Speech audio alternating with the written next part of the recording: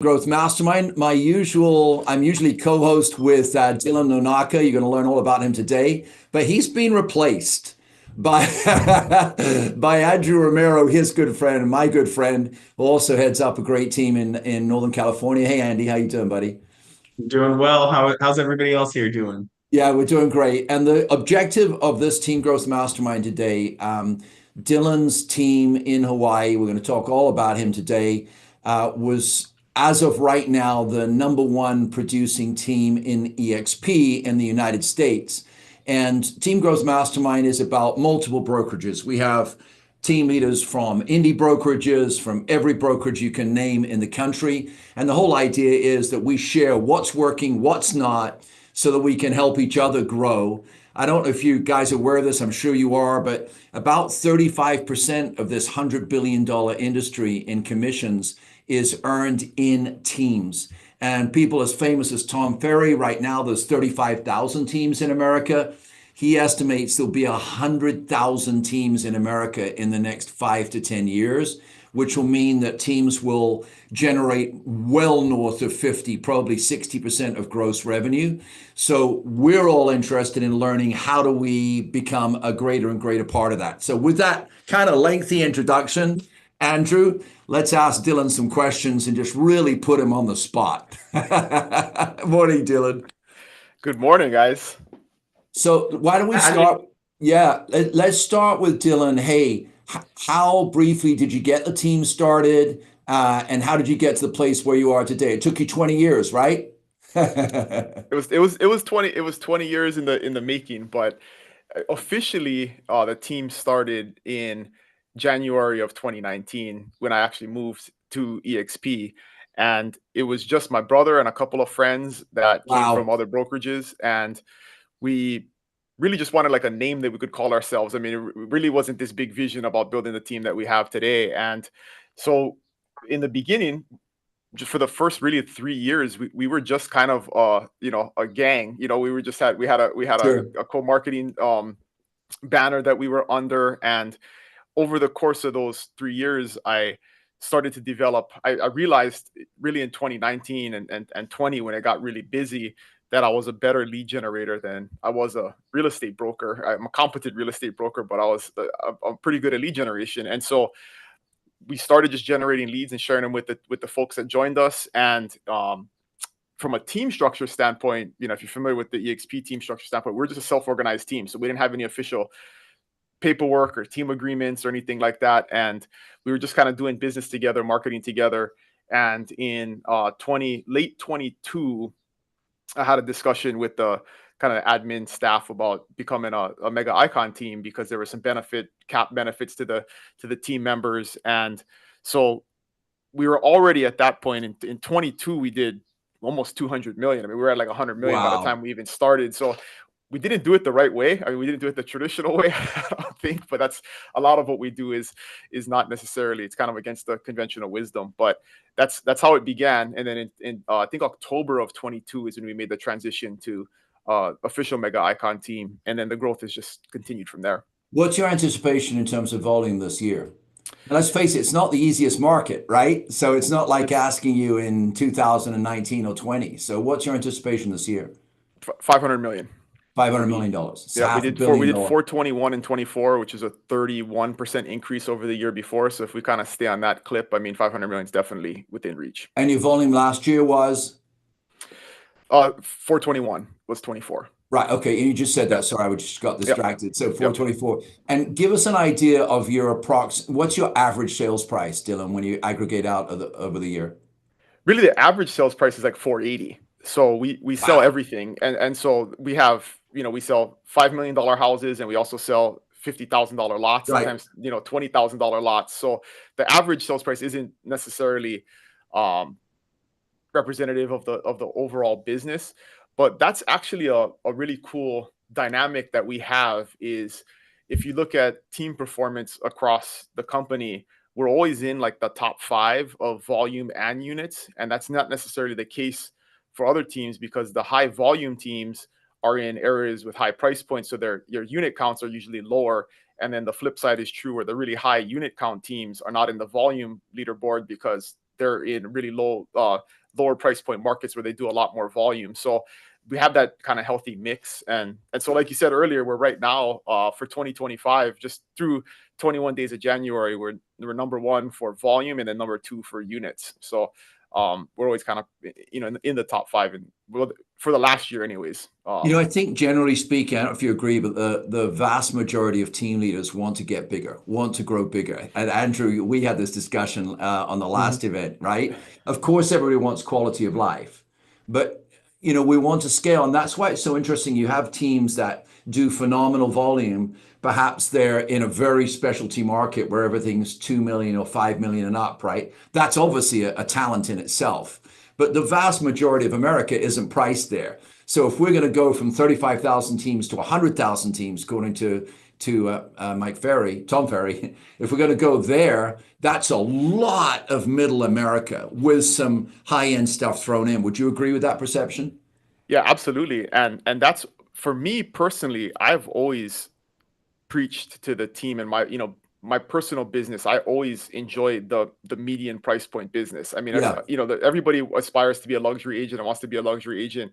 And that's great. Having that business is an awesome piece of it. But to me, if you really want to grow a strong foundation, you have to just grow that regular middle America kind of price point business. And my focus always was units over volume. To me, the more units you can do, especially as a brand new agent, even if you're selling those $20,000 lots and $50,000 lots, that's a new friend that you make that can refer you new people that are a repeat client in the future. And if you really want to build a long, sustainable business, you just want to focus on doing as many possible deals as you can. And when the big ones start popping up, those are cool, but it's almost like bonus and gravy on top. It shouldn't be, a fundamental foundation of your business, because it's so volatile. Right now, I joke to everybody, nobody wants to be a luxury agent in our market. I mean, there's 12 months of inventory, and average days on market, it's like 200 days. I mean, so it's like that stuff is not selling, right? When the market gets weird and interest rates get high and people are putting their money in the stock market instead of real estate investing, like it really has an effect on that business, as opposed to the regular 3-bedroom, 2-bath house that any, fireman and a nurse can afford. Those are always going to get bought. Those folks always are upgrading, downgrading, moving. And so that's the healthiest part of the sector of the business, is always that median price point. I think there's a huge lesson to be learned in that. So look, Dylan, when we were talking beforehand, you said, Andy, I want to talk about what not to do as a team leader. What would you say are the top 3 things for team leaders watching this? We send it out to team leaders, 7,000 or so team leaders around the country. What should you not do? What did you learn not to do building this successful team? So the first thing is looking back, and this is lessons learned. So this wasn't like wisdom that I had going in, right? This is looking back and lessons learned. Right. I think the first thing is foundationally a couple of things. One is, what do you name your team, right? I think that's a big one. Is the name is something that is going to carry on and is going to embody what it is in the future. And one of my principles in the beginning was, whatever the name is, I didn't really care. We had a kind of a group mastermind to kind of figure this thing out. I didn't want it to be about me, right? It wasn't gonna. It was easily could have been called the Nonaka team or whatever, because it was me and my brother kind of getting it started and stuff. And that was one of my things. I didn't want it to be about me. So I think that's one thing to think about, is that not being if you want something to really scale, it's got to be about other people, and they got to be able to buy into it and have ownership over it. And the name is kind of the first foundational thing in that. The other thing in connection to that, which a lot of team leaders do, which I think is a mistake, is they take MLS credit. There's so many team leaders out there that take like all the MLS credit for the production of their team, and that does a couple of different things. I mean, one, it's disingenuous because it's not you doing the work, right? I mean, you may be generating the leads and guiding the ship and stuff, but it's not you doing the work. And then it also takes away from credit that your agents deserve to build their business personally. And if you're really invested in building their business, they're going to build yours. And so that was one thing from the very beginning, is I wanted to get my MLS credit to 0 as quickly as possible, right? And give it, even in today's market, if I, the sales that I do participate in, if I co-list, like I give 100% of the credit away, because I want that agent, that new agent, or that agent that I partner with, to build their business and credibility. Makes their ability to go in and do a listing appointment or do a buyer's consultation stronger, because they have a strong sales history. So that's another one, is those, I mean, it seems like little things, but I think those are things that really psychologically hold teams back from growing. Is it's so much about the team leader and not about the agents, that agents leave as quickly as possible, and then it turns some agents away from ever joining. And so those are kind of two big things on the just the foundational aspects of it that I think are worth considering, right? I mean, if it's working, it's working. And some of the biggest teams in the country are named after people, and they do what Right. I'm saying. But this is just my philosophy on growth and agent psychology. So that leads to a great question. And it's kind of an obvious question just talking to you, is why are agents drawn to you? There's a lot of great brokerages in Hawaii. There's a lot of great teams in the islands, right? Lots of them. And yeah, big, small, indies, specialists. Mm-hmm. Why do agents come to you and how do you attract them? That's one of the things I'm most happy about. It makes my life really easy. Is like we don't really recruit. I've never hard recruited anybody. Most pretty much everybody swims towards the ship or recruited by their friends that are already on the team. So I don't really have to sell anybody on why you should join. I mean, they're normally sold before they get here, and there's a couple of different things that happen. I think the first one is, I mean, we talk about culture and it's an overused word, but truly you got to have a culture that people want to be a part of. And again, something that kind of just happened that I wish I could take more, intentional credit for it, is in the beginning, it's my brother and I and a couple of friends, and I wanted to see them be successful. So we helped them be successful. And when new agents joined, they helped them be successful. And then when they were successful, they helped new agents become successful. And so it was this pay it forward mentality. And foundationally, one of our main foundational principles from a cultural standpoint is the abundance mindset, right? There's enough business for all of us. There's plenty of opportunity in this market. We don't view anything as a scarce resource. And so I think that is something that if you have that abundance mindset and you're somewhere else, and most brokerages, as you guys know, you've been at other brokerages, are like just hardcore scarcity mindset. I mean, like in everything they do. Yeah. And if you see another opportunity out there, you're like, well, these people don't believe in that. It's like an easy decision for them to come and have a conversation, because a lot of times people don't think it's real. That's the hardest thing for us to get over, is they think it's like this hocus pocus, and like, the stuff we put on social media has to be just marketing and stuff. And then when you get to experience it, it's pretty clear that it is a real thing. And that's been an easy way to just recruit, is that people want to be a part of that. And then it's proven by results. That's the other thing, is at the end of the day, no people doubt, focus so heavily on business model and earning opportunities and all of these different things, right? Stock, rev share, all the stuff that the company provides, which is all cool and it's all great and I love it. Yeah. But at the end of the day, most agents just want to sell a couple more houses a year, or they Yeah, want to sell exactly. their first 10 houses. And so that's something that I focus heavily on from a messaging standpoint, is you will, if you join us, you will sell more houses. Like it's math, right? I mean, it's gravity. I guarantee it's going to happen if you run our play, right? If you follow the program, you follow the scripts, you get on board our lead programs. If you do the things that we know works, you will sell more houses. So at the end of the day, that's an easy value proposition. Also, is we're going to help you sell more houses. And I have cool data. I have my slide decks open. By the way, I'm just like scribbling away here, right? So any of this that's patented or copywritten, you need to let me know right now. None of it. This is going to everybody, okay? And that's the other cultural thing, is we're like completely an open book. I share everything. My team website and all of our research is a public website. Anybody can go on there and rip off our scripts and rip off our systems. Like, it's a completely open book. So yeah, none of it's proprietary. But this is a cool stat from our this past year, as I ran all the numbers against the market, right? So market wide, average transactions per agent is 1.2 transactions. On the team, it's 6. So that doesn't sound crazy, right? Wow. 6 transactions isn't a ton. That being said, 30% of the team has been in the business less than 12 months, right? I mean, so we got 50 new agents in the last 12 months that are new to the business.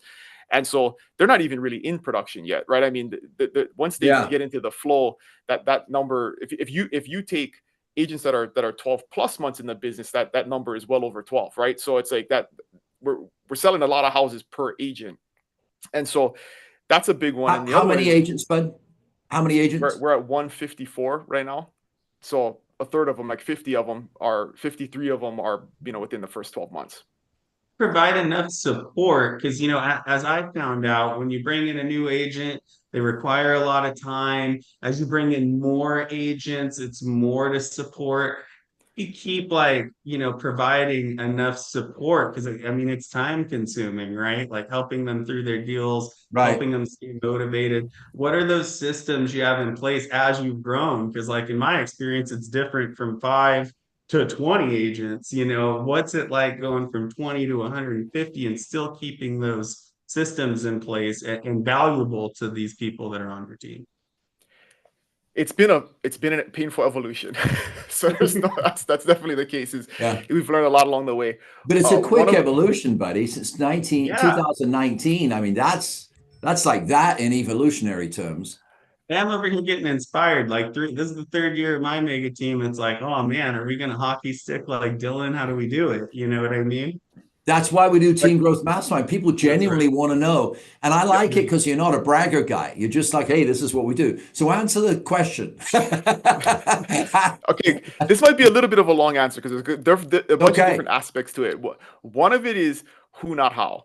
And one of the blessings in my life is my wife, and she's been completely supportive of the business She's forever. And amazing, then, Andrew. She is just, yeah, well, trust me, I've Andrew's seen met it her in too. action. Andrew's met her too.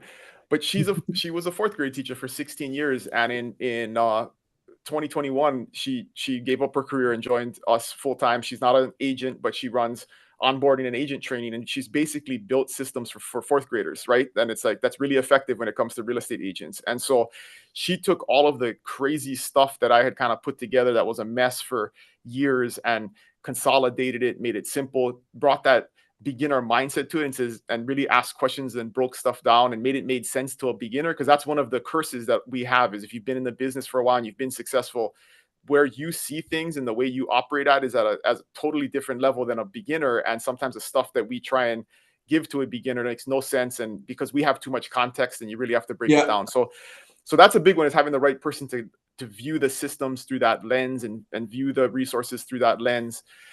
And then the other huge piece of it, and this is another do not thing to do for leaders that I've learned, is you have to have a split structure that encourages retention. And this is another thing that is a huge benefit to our team, is that we have extremely high retention among senior agents. And so what that does is create a whole layer of support that you don't necessarily have to hire staff for, or have really expensive resources, because now you have this generation of senior agents who serve as mentors, who serve as leaders, who serve as trainers, who are just a resource that new agents can go to. And because of that culture of pay it forward, you can really reach out to any new agent can reach out to any senior agent and ask them to do a ride along for showing property, or go to an open house with them, or just serve as a trainer to them, or ask them how they make their Instagram reels, or whatever they do at a high level. That resource is available. And that's really helped spread the labor of bringing on new agents. Is like, it doesn't fall on like, an onboarding team or a training team or a sales director or somebody like that, where we have those roles and we have those responsibilities, but we have a much larger group of people that help those folks. And that's been a big one. And we just really leaned hard into, especially when I first got started, everybody was pretty new. I mean, the agents that came with us to the company, I mean, my brother and I were a couple of kids that nobody heard of. And so we weren't going to attract high producing agents. I mean, this was, it's basically our friends who were just getting into the business. So everything we did from day one was geared towards how do we help a new person become successful quickly. And so the team was founded on that basically, and it's just grown from there. And we've added new things over the years. And now the systems look really complex and plentiful, but it didn't start that way. It started with, I tell this story all the time, it started with a Google Doc that went through the purchase contract paragraph by paragraph and had notes on what you write in each paragraph. And that was a thing I could give a new agent and say, hey, here's how you write a contract. And it was for me. I built that for me personally when I was a brand new agent. It was a doc that I just worked off of so I could more efficiently and quickly write a purchase contract. And that was a thing. That was a resource number one that we had, where sometimes that's all a new agent needs, is like, how do I write a purchase contract? Here's a document that walks you through it, and that was it. There's some questions that are flying through my mind when you say this, right? So you said at the beginning, the abundance mentality, or that was like 5 minutes or so ago. I got to ask you a quick question on that. So all the real estate offices I've been in, I mean, it's pushing towards 40 years. I hate to tell you that.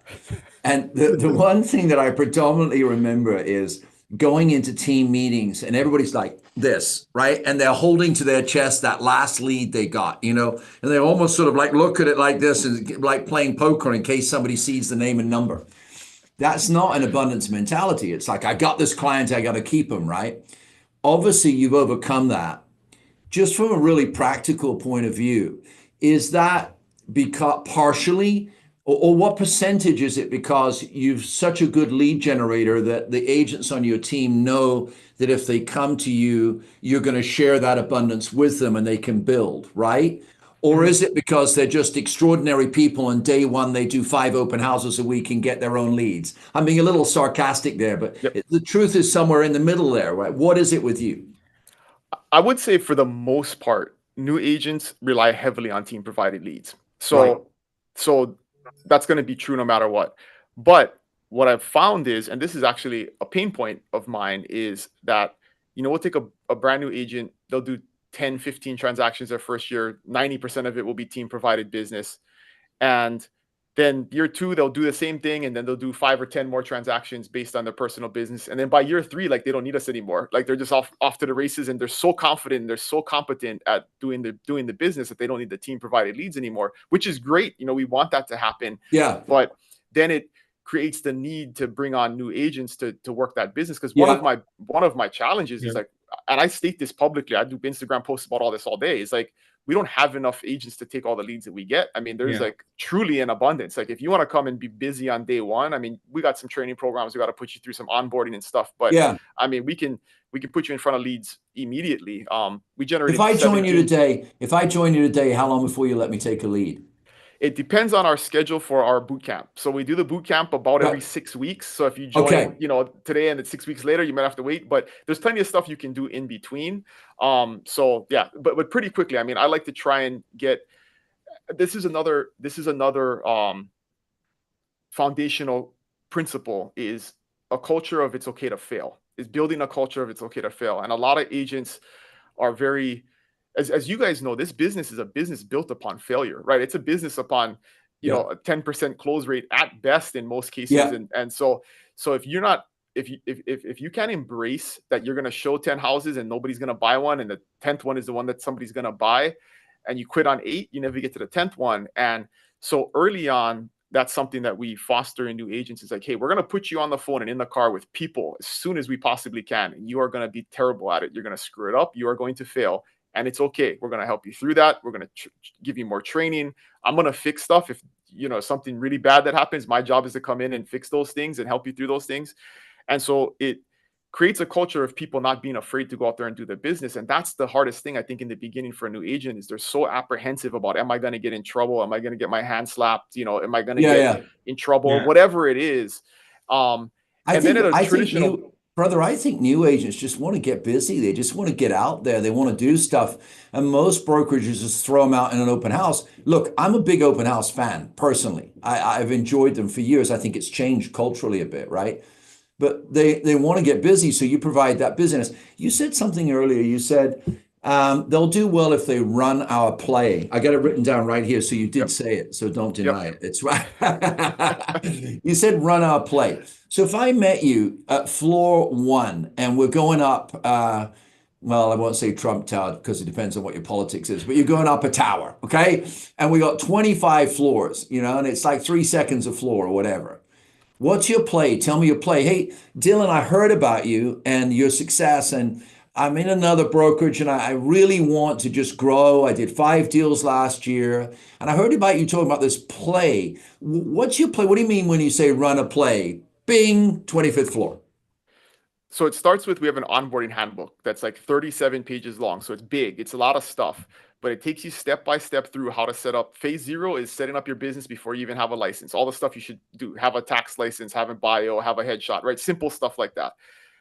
Phase 1 is stuff as soon as you get your license, onboarding to all the systems that you need access to, and you need to be trained on in order to actually write contracts and do the business. And then phases 3 and 4 are working with your mentor, actually going out there and doing the business with as a ride along, right seat, left seat. And then 4 is kind of going off on your own and doing those things on your own.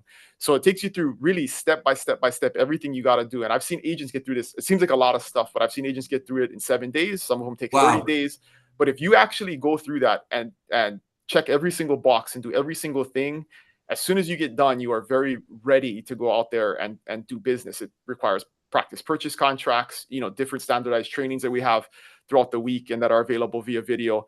So that's the first thing, is you have to, that tells me that you are serious about the business and you want to get busy. If you do those things, then we put you on lead programs. And when we put you on the lead programs, you know what the play is, right? You've read the playbook, you know exactly what the scripts are, you got to use, what the resources you got to reference are.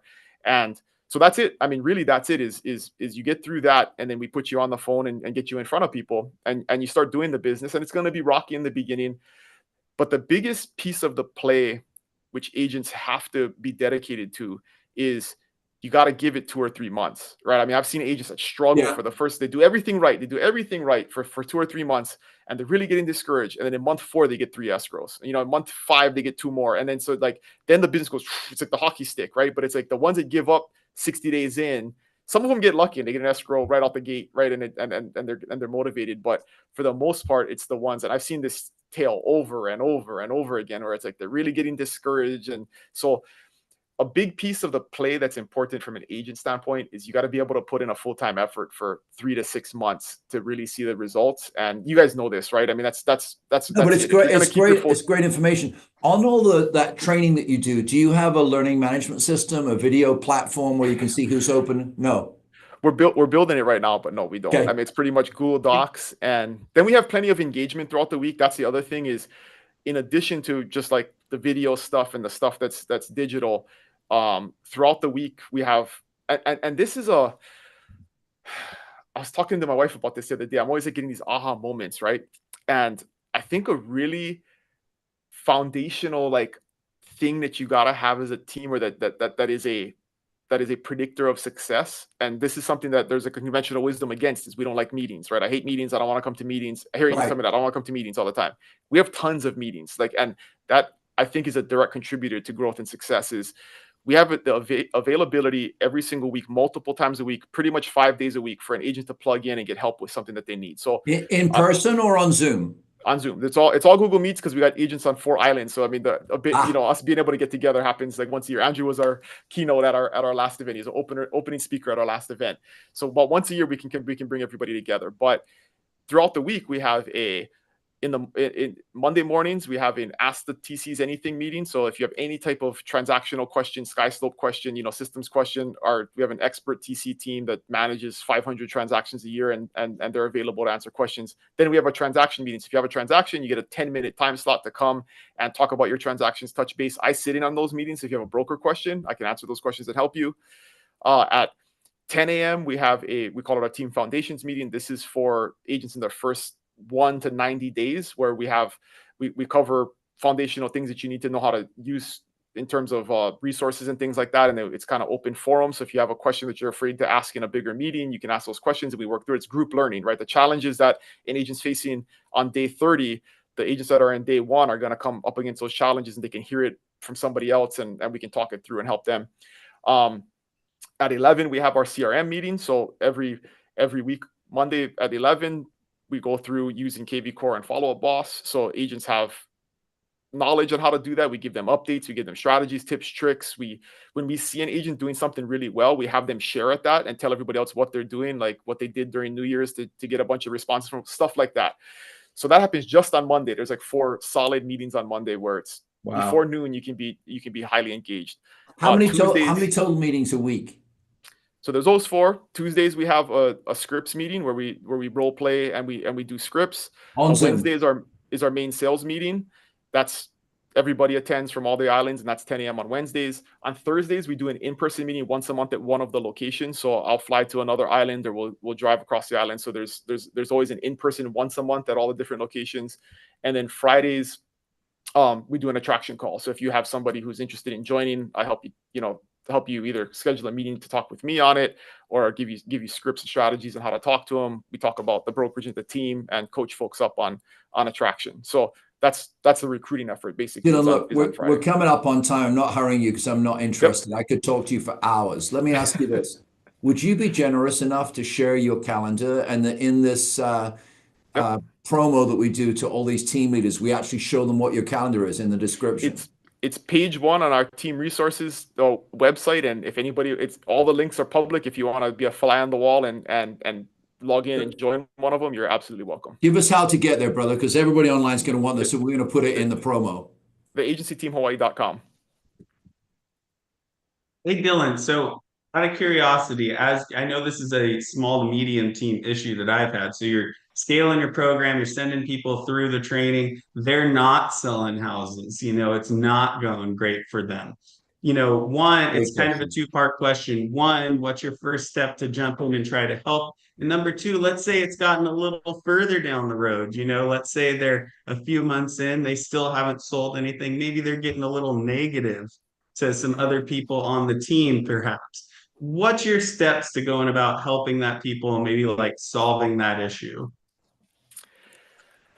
I honestly don't put a lot of time and energy into that. I mean, it's like all the opportunity is there. And let me be transparent, right? Yes, we added 54 people last year, but like 38 left, right? So I mean, it wasn't, there was a net gain, but See, I there love was that definitely, transparency. yeah. Yeah. And I did the analysis because I got to learn as a leader, right? Like why did these 38 people leave?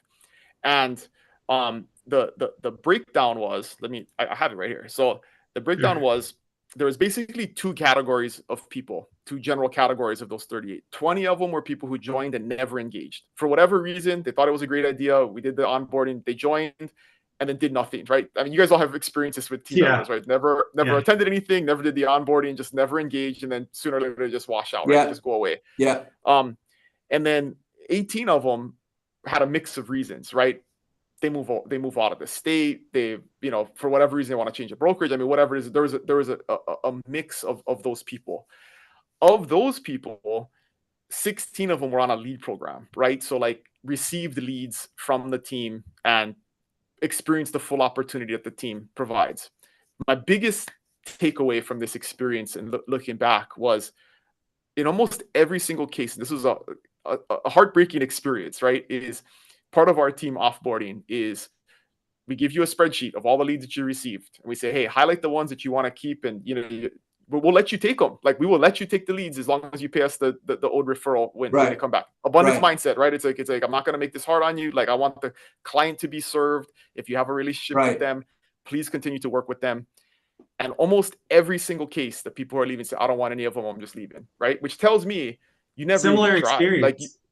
Similar. Yeah, like you never, similar. if you think you're going to get that opportunity somewhere else or it's going to be easier somewhere else. And I had this discussion at the team meeting last week was it doesn't matter what brokerage you're in, right? It doesn't matter what system you're in. The work it takes to be successful is the same. It's really a 100%. matter of how much opportunity do you get to put 100%. that work in, right? And so I think people think there's going to be an easier way somewhere else. I mean, somebody told me they wanted to leave because they wanted to go to a brokerage that had a office in a shopping center that they could potentially get walk-in business. And I'm like, that kind of stopped being a thing in the 90s. Like if somebody's Yeah. selling you on that being the value That proposition, was like, my whew, I era. mean, It just yeah, I becomes mean, another like, lead in the database, right? Like it's just another name in the database that you're not going to call, right?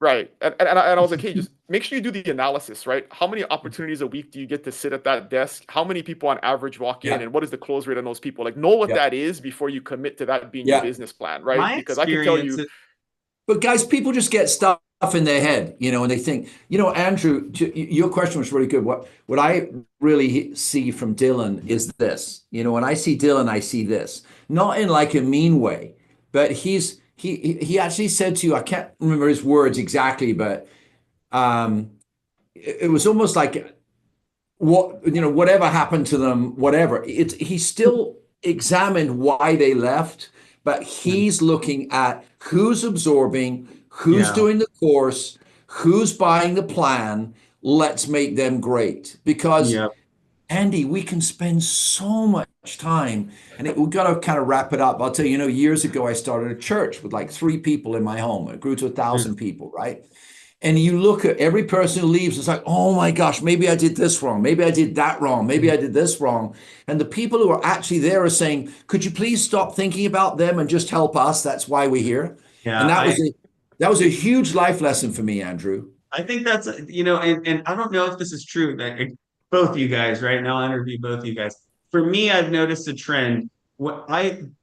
And my team's smaller than both of you guys, but every time we've had a person leave or we've had to let them go, it's all but one time, and this is a true fact, all but one time, they're the people on the bottom. Like they're the people that are not producing, not engaging. One time we lost an agent who just really wanted to go out by themselves. maybe I'll learn some lessons with Dylan.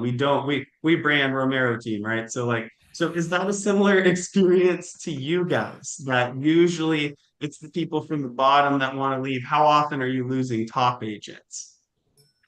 Yeah, 100%. Look, Dylan, got to do this again soon. I'm looking forward to co-hosting the next one with you. We've got a great lineup for this year. By the end of this year, we'll have met, great people across the country, right? I really enjoy this, encouraging other people. It's been a huge theme of my life, and we just heard from you. It is your life. You're an encourager, you're a motivator, you're a very strong individual. We appreciate you. Andrew, thank you for co-hosting today.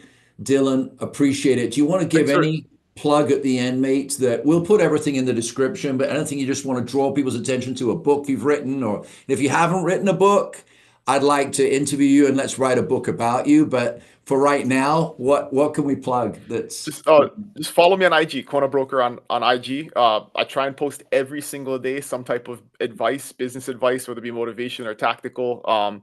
And that is also just a good, I think, example. Rip off and duplicate, guys. Everything that I do, I try and learn from somebody else's mistakes or wins. And from a marketing and attraction standpoint, that has been one of the strongest assets that we have. Is Right. My philosophy on social media has been recently that I'm going to be your broker, your team leader, your leader before we ever meet. And it makes really I love that. attraction easy, because they know what they get, right? When you come in, when you actually end up meeting with me, like it shouldn't be your first flavor of who I am and what my philosophies are. And if that doesn't align with you, you never do the meeting in the first place, and it makes those meetings a lot more efficient and easier. So You hear that, Andrew? I'm going to be your leader before you even join the team. That's amazing.